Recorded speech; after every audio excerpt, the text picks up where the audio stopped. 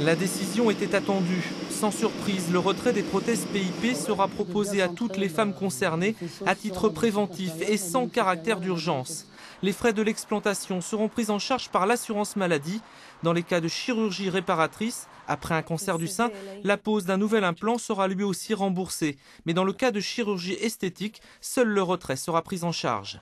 Un soulagement pour toutes les porteuses de prothèses PIP. Elles seraient 30 000 en France. Seulement 600 se sont déjà fait retirer ces implants qui présentent des risques accrus de fuite et de rupture.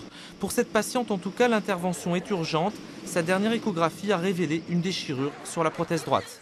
Maintenant, les symptômes sont apparus 48 à 72 heures après, avec donc un œdème en dessous du sein droit, une inflammation du pectoral jusqu'à la naissance du cou, une irradiation dans le bras, perte de sensibilité de la main et dans le dos aussi, comme des coups de poignard. Mais à Marseille, à l'Institut Paoli Calmette, les chirurgiens cancérologues restent rassurants ce matin. Actuellement, il n'y a aucune relation de cause à effet prouvée entre le port de prothèses PIP et la survenue d'un cancer.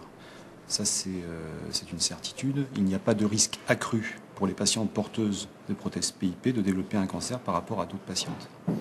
Ce que l'on sait, c'est que ces prothèses exposent les patientes à un surrisque de rupture et donc à une diffusion de silicone dans le corps de la patiente. Et c'est ce caractère irritant du gel de silicone que l'attitude actuelle proposée par le ministère se propose de traiter en explantant les prothèses. L'Institut national du cancer l'a également rappelé hier soir en rendant son avis scientifique. Pour l'instant, seulement 8 cas de cancer ont été signalés chez des femmes ayant eu des prothèses PIP, sans aucun lien de causalité démontré.